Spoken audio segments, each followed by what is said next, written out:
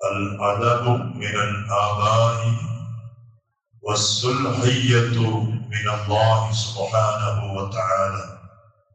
മഹാന്മാർ പറഞ്ഞതാണ് അൽ അദബ്, നമ്മുടെ മക്കൾക്ക് അദബ് പഠിപ്പിച്ചു കൊടുക്കേണ്ടത്, മര്യാദകൾ പഠിപ്പിച്ചു കൊടുക്കേണ്ടത് മിനൽ ആബായി, അത് വാപ്പമാരുടെ ഉപ്പമാരുടെ ബാധ്യതയാണ്.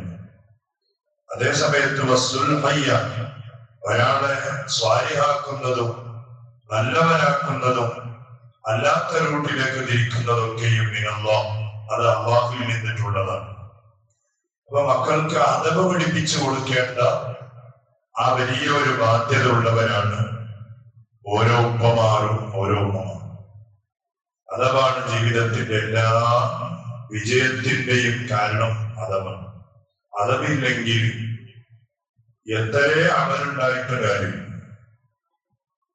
അദബ് കാണണം. അതാണ് ജീവിതത്തിന്റെ വിജയത്തിന്റെ ഏറ്റവും പ്രധാനപ്പെട്ട ഘടകം. അതാണ്. അദബില്ലെങ്കിൽ നമ്മുടെ മക്കൾക്ക് എന്ത് അമൽ ചെയ്താലും, എത്രേ സ്വാലിഹായ പ്രവർത്തനങ്ങൾ ചെയ്താലും അത് അള്ളാന്റെ അടുത്ത് അതിനൊരു സ്വീകാര്യത ഉണ്ടാവും. അപ്പോ കൂടുതലായി ഒരു പ്രാക്ടിക്കലായ രൂപത്തിലുള്ള കാര്യങ്ങൾ മുഴുവനും പഠിപ്പിച്ച് കൊടുക്കാൻ പറ്റുന്നത് ഉപ്പമാരെ കൊണ്ടും ഉമ്മമാരെ കൊണ്ടാണ്. പള്ളിയിൽ ഉസ്താദുമാർ, മദ്രസയുടെ ഉസ്താദുമാർ 1.5 മണിക്കൂർ അവർ ചിലപ്പോൾ ക്ലാസ് എടുത്ത് കൊടുക്കും. ഖുർആൻ ഓതേണ്ടത് എങ്ങനെയാണെന്ന് പഠിപ്പിച്ചു കൊടുക്കും. പക്ഷെ അത് ഓദിക്കേണ്ടത് ആരാണ്? പ്രാക്ടിക്കലായിട്ട് അതിനെ പഠിപ്പിക്കേണ്ടതും ബോധിക്കേണ്ടതും വീട്ടിലുള്ള ഉമ്മമാരും ഉപ്പമാരാണ്. കാരണം മിക്കവാറും സമയങ്ങളിൽ ആ മക്കള് നമ്മുടെ അടുത്താണ്, ഉസ്താദുമാരുടെ അടുത്തല്ല. ഉസ്താദുമാരുടെ അടുത്ത് കുറച്ചു നേരം ഉണ്ടാവും. ആ കുറച്ചു നേരം എന്ന് പറഞ്ഞാൽ അത് എന്റെ കുട്ടി മാത്രമായിരിക്കൂല. ചിലപ്പോ ഒരു ക്ലാസ്സിൽ 40 മക്കളുണ്ടാവും, ഒരു ക്ലാസ്സിൽ 30 മക്കളുണ്ട്, 25 മക്കളുണ്ടാവും. ആ 1.5 മണിക്കൂർ 25 മക്കളെ വേണ്ടതുപോലെ അദബ് പഠിപ്പിക്കാനൊന്നും ഉസ്താദന്മാരെ കൊണ്ട് പറ്റുള്ളൂ. അതിന് വേണ്ട മരുന്ന് പറഞ്ഞു കൊടുക്കും.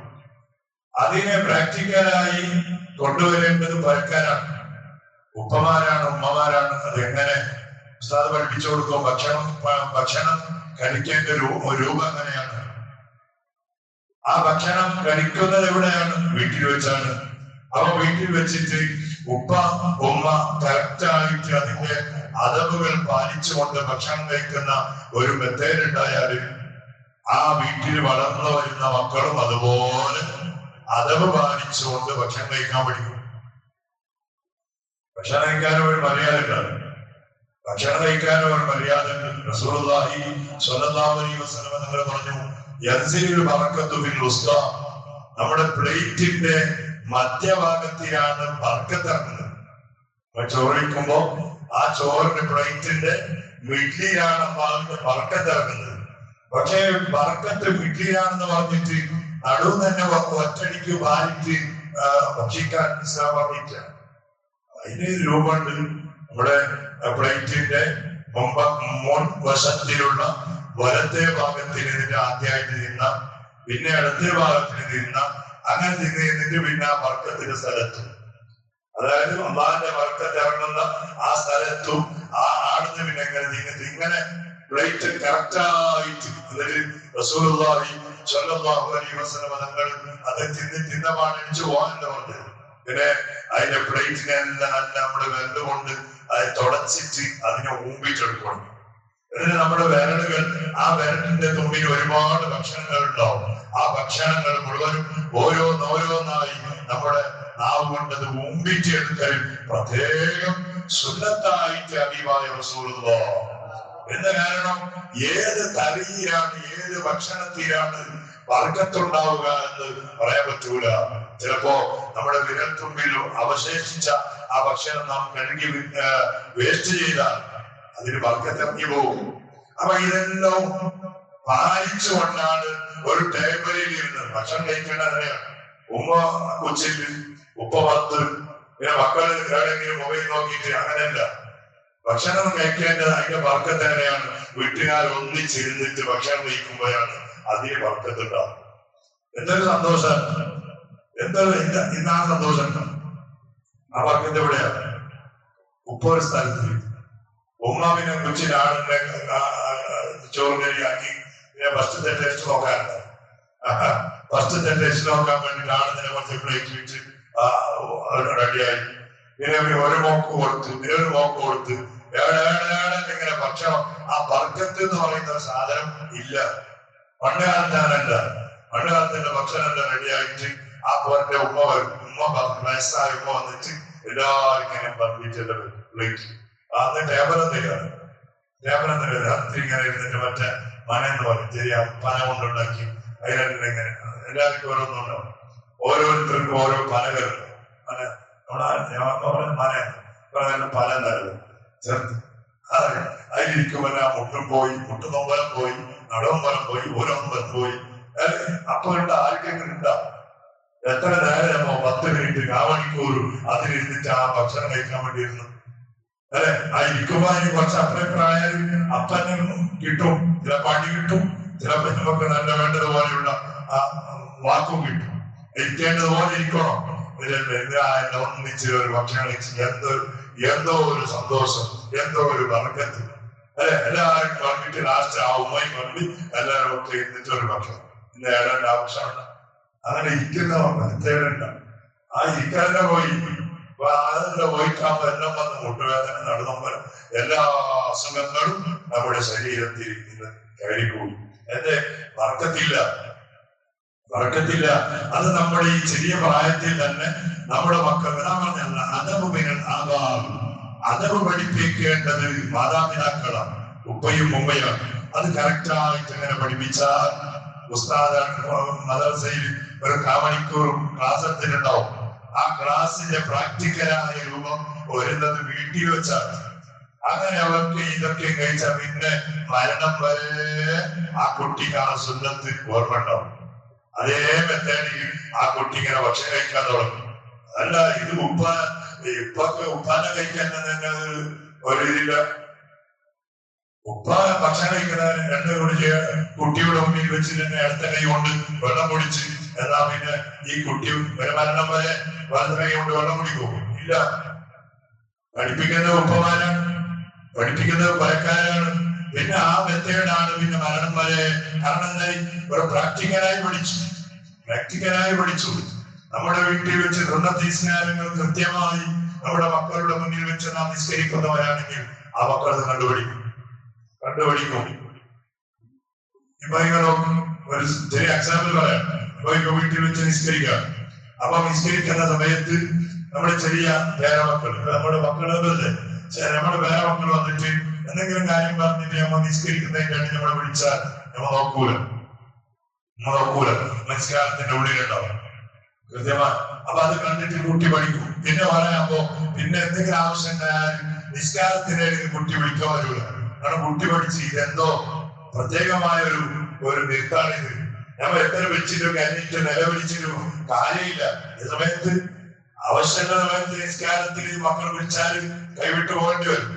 നിസ്കാരത്തിന്റെ ഇടയിൽ ആവശ്യമുള്ള എന്തെങ്കിലും പേടിക്കപ്പെടുന്ന ജന്തോ അതെല്ലാം വന്നിട്ട് കുട്ടി പിടിക്കുമ്പോ ഞമ്മ വലിയ സൂപ്പിയായിട്ട് നിസ്കരിക്കാൻ അത് പറ്റുള്ളൂ. നിസ്കാരം ഒഴിവാക്കേണ്ടി വരും. അത് ഇതല്ല നിർബന്ധമായി കെട്ടാണെങ്കിൽ ഫർദ് നിസ്കാരം അടക്കം കൈവിട്ടു പോകേണ്ടി വരുന്ന.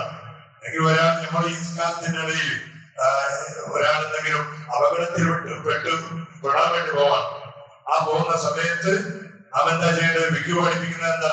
വിക്കിന്റെ മസാല. അപ്പൊ നിസ്കാരത്തിന് കൈവിടണമെന്നാണ്. കാരണം ഒരാളുടെ ജീവന് അപകടമുണ്ട്, ഒരാൾക്ക് അപകട മുസീബത്ത് വരാനുണ്ട് എന്ന് നാം മനസ്സിലാക്കിയാൽ അതല്ല. അല്ലാത്ത എന്തെങ്കിലും ആവശ്യങ്ങൾക്ക് വേണ്ടി മക്കൾ വിളിച്ചാൽ ആ വിളിക്ക് നാം ഉത്തരം കൊടുത്തില്ലെങ്കിൽ മക്കൾ അത് പഠിക്കും. അതല്ല പിന്നെ വിളിക്കുന്ന പുള്ളി അല്ലാതെ പറഞ്ഞ് വിശ്വസിക്കുക നിസ്കാരത്തിനെ നോക്കിയാലും പിന്നെ ആ പുള്ളിയുടെ നിസ്കാരം മരണം വരാനായി കണ്ടുപിടിച്ച് നിസ്കാരത്തിന്റെ ഇടയിൽ ആ കുട്ടി അപ്പുറം ഇപ്പുറം നോക്കാൻ തുടങ്ങും. കാരണം നമ്മളെ കണ്ടിട്ടാണ് പഠിക്കുന്നത്. അപ്പൊ അത് നാം പഠിപ്പിച്ചോളൂ നമ്മുടെ മക്കൾ. പിന്നെ സ്വാധീനങ്ങളാകുന്നതും അല്ലാത്തവരാകുന്നതും ഒക്കെയും അത് അള്ളാഹുവിന്റെ ഫضലാണ്. അള്ളാഹു ചെയ്തു കൊടുക്കുന്നതാണ്. അള്ളാഹു നമ്മുടെ മക്കളെ സ്വാധീനങ്ങളും അദമുള്ള മക്കളായി ഞങ്ങളെയും നമ്മുടെ മക്കളെയും പേരമക്കളെയും സന്താനങ്ങളെയും നീ വളർത്തണേ. അള്ളാഹുവേ അത് അഥവാ ഇന്ന് നഷ്ടപ്പെട്ടു പോയ കാലമാണെന്നോ പ്രായമുള്ള ആളുകൾ ഉമ്മമാർക്ക് അടക്കം മക്കൾ അതവ് ഇല്ലാത്ത രൂപത്തിൽ പടച്ചവനെ ജീവിതം മുന്നോട്ട് കൊണ്ടുപോകുന്ന ഒരു കാലം. നീ സലാമത്ത് നൽകണേ റഹ്മാനെ. മക്കളെ കൊണ്ട് നമ്മുടെ കണ്ണ് നീ കുളിർമയാക്കി തരണേ അല്ലോ. ആ രൂപത്തിലുള്ള സ്വഭാവങ്ങളായി നമ്മുടെ മക്കളുടെ സ്വഭാവങ്ങളെ നീ മാറ്റിത്തരണേ റഹ്മാനെ. എത്രയോ മക്കൾ പലവിധ ശാരീരികമായ രോഗങ്ങളെ കൊണ്ട് പ്രയാസപ്പെടുന്നവരാണ്. അവർക്കൊക്കെ ഈ പരിപൂർണ ശിഫാഅ് നൽകണേ അല്ലോ. അതുപോലെ നമ്മുടെയും നമ്മുടെ വീട്ടുകാരുടെ കുടുംബങ്ങളുടെ ശരീരത്തിൽ പല രോഗങ്ങളുണ്ടല്ലോ. ഈ സദസ്സിൽ പലവിധ രോഗങ്ങളെ കൊണ്ട് ബുദ്ധിമുട്ട് അനുഭവിക്കുന്നവരുണ്ട്. പടച്ചോനെ എല്ലാവർക്കും കാമിലായ ആജിലായ ശിഫാഅ് നൽകി അനുഗ്രഹിക്കണേ അല്ലോ. എല്ലാവിധ അപകട മരണങ്ങൾ പേടിക്കപ്പെടുന്ന എല്ലാവിധ മുസീബത്തുകളിൽ നിന്നൊക്കെ റബ്ബേ ഞങ്ങൾക്കും പറയപ്പെട്ട ഓരോരുത്തർക്കും നീ സലാമത്ത് നൽകണേ അല്ലോ. പടച്ചോനെ നമ്മുടെ ഒരു കൂട്ടുകാരന്റെ ഭാര്യയുടെ ഉമ്മ സുഖമില്ലാതെ പനി പിടിച്ചിട്ട് വലിയ ബേജാറിലാണ്. ദ്വാരക്കാൻ വേണ്ടി പറഞ്ഞല്ലോ. ആ ഉമ്മാനൊക്കെ നമ്മുടെ എല്ലാ ഉമ്മമാർക്കും നീ ആഫിയത്ത് നൽകുമ്പോ, ആരോഗ്യം നൽകുമ്പോ, അവരുടെ ശരീരത്തിൽ പിടിച്ച പനിയും അതുപോലെയുള്ള മറ്റുള്ള ബുദ്ധിമുട്ടുകളും എല്ലാം നീ നീക്കി സലാമത്തും സന്തോഷവും ആഫിയത്തും ദീർഘായുസ്സും നിന്റെ പൊരുത്തത്തിലായവർക്കും ഞങ്ങൾക്കും നീ നൽകണേ അല്ലോ.